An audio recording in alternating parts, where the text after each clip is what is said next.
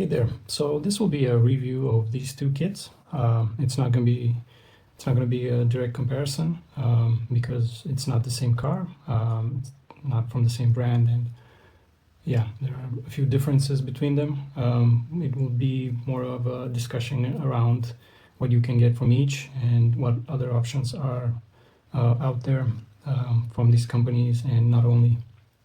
So we'll go over a brief history for each. We'll go over the contents, of course, and at the end I will give my recommendation, and after that a short tip regarding scale modeling. So let's go. So this kit is the Jaguar XJR-9 LM version by Tamiya, or Tamiya. This was released in '89, and I think that's the only year it was produced. I won't go into the history of the actual race car because, yeah, it's Group C. If you're into scale modeling plastic cars, you probably already know all there is to know about it. Getting back to the kit, there are no other variants or kit re-releases or reboxing whatsoever from Tamiya. It does have a lot of aftermarket parts, like grade up, high detail, different decals. Regarding pricing and availability, this kit sells on eBay for around 50 to 100 euros. It is discontinued and quite rare to find, but I think, yeah, any given time you'll find one of these somewhere overpriced, and yeah, needless to say, it's a sought-after item. So let's go over the contents. The kit is not very complex. It has some mechanical parts. It has the engine, suspension, very well detailed, very good quality.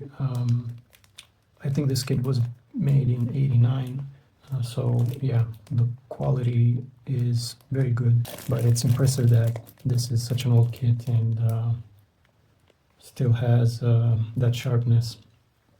There are a few plastic flashes and molding dimples and so on here and there, but overall the quality is pretty good.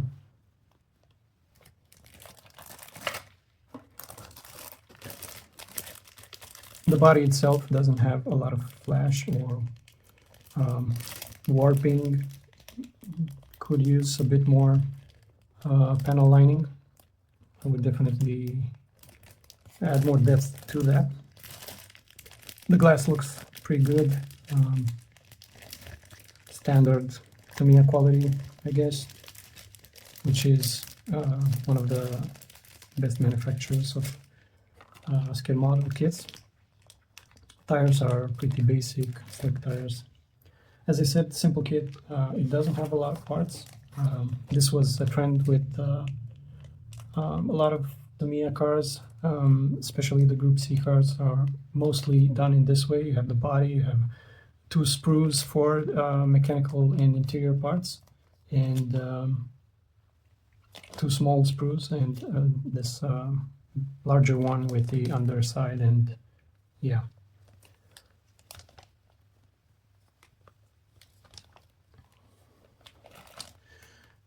There are some complaints with the kit online. From what I've read, there are a few fitment issues. The kit is very detailed and has high tolerances, and that it's a good thing because the kit is very realistic, but it also makes fitting a bit hard. So do test fits as often as you can. The decal is, again, very good quality. This is a pretty old kit, so there is yellowing. Unfortunately. Another issue is, of course, the lack of the seal cut logo on these kits.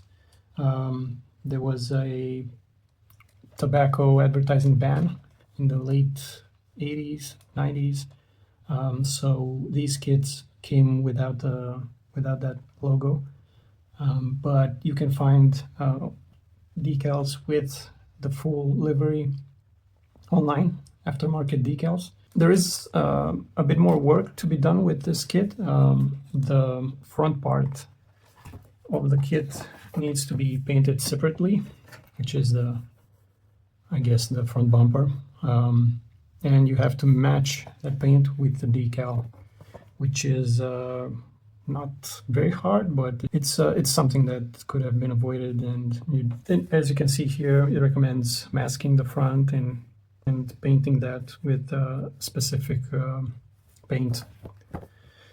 The manual is pretty good. I don't see any issues with it. Doesn't seem to be very confusing. There's step-by-step instructions on how to build the whole kit.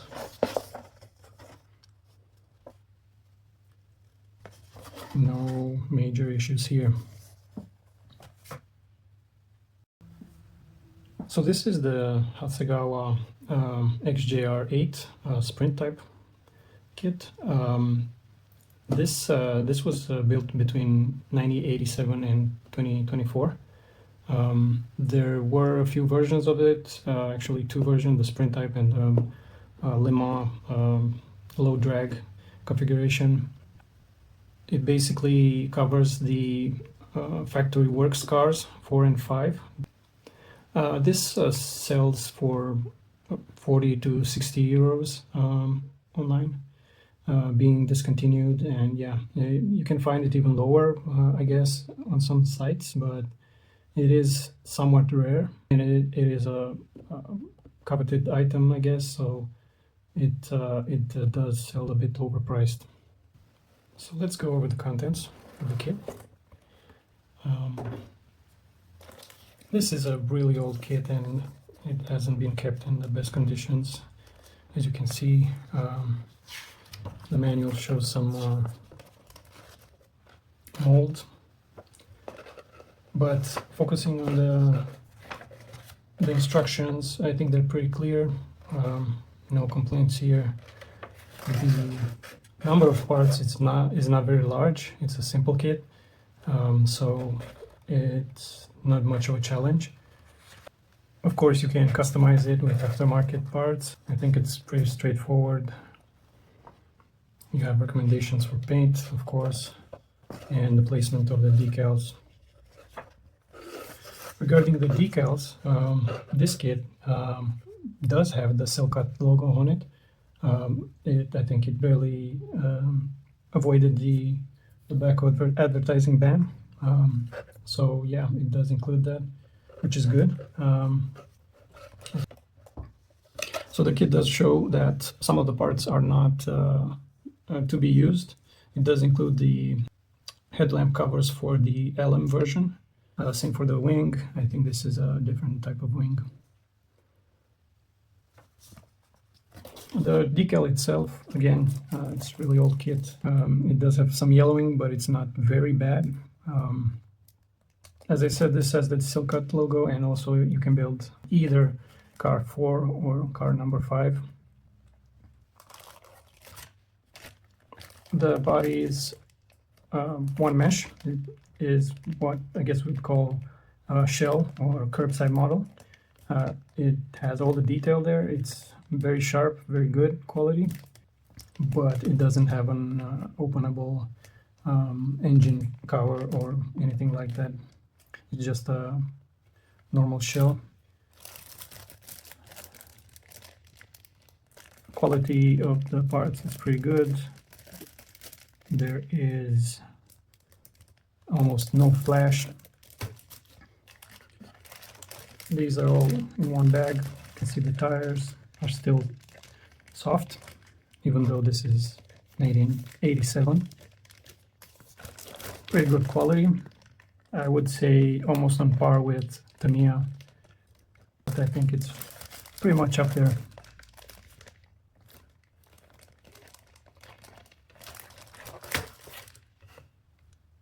So in conclusion, both of these kits are great kits because of simplicity and quality. They're not overly complex. Some would say maybe too simplistic. but the quality is there, and with some aftermarket parts that you can get for both, you can make it even better. You can also combine these kits if for example you want the Hasegawa XJR-8, you can take the engine from the Tamiya, but given the price of the Tamiya model, that doesn't make a lot of sense unless you get it a damaged kit or just for parts kit. Or you can go the other way and use the decal from Hasegawa on the Tamiya one from what I understand, it's with mixed results. I think if money is no issue, I would recommend the Tamiya because of the higher quality and the fact that it does have an engine and a lot of these mechanical parts, especially the suspension. I would recommend the Hasegawa for beginners. It's a easy-ish kit to assemble. I haven't built it myself, but the sentiment online is that it's pretty easy to get into, and the decal is great. The assembly is pretty okay, not too bad. Overall, I think it's a good fit for beginners. So all in all, they're both good kits. You can, of course, find the XJR-9 from Hasegawa, which is the same thing, a curbside model with a few different parts, both in the LM and Sprint configuration. But yeah, for that as well, you can find aftermarket decals. So for the tips and tricks part of the show, I wanted to discuss a bit about the number of layers or number of coats that we do onto a kit. If you go onto YouTube or some forums and you look at the amount of primer and number of coats for painting and then number of clear coats on top of that, it grows really, and I don't really see the point, and also it makes kits look unrealistic. If we look at this kit, we can see that it was heavily coated, I think, and you have this very obvious thickening of the parts. The clear coat or the paint tries to follow the shape of the kit, but it either floods detail and recesses, crevices, or it creates this unrealistic lip where two parts join. I would argue that you don't need in most cases, and by using fewer coats, you create a much more realistic effect, much closer to what a real car looks like. And this is just by using fewer coats. Of course, thinning your paint properly and so on. From what I saw online, some people are doing 2 or 3 primer coats and then 3, 4, 5 coats of paint and then at least 2 coats of varnish or clear coat. And it adds up. At the end, you get this very unrealistic toy-like effect, which can ruin a good kit. So I guess my point is that if you can, try to limit the number of layers that you do, especially in the beginning. Like, do you really need 2 layers of primer, or can you get away with just 1?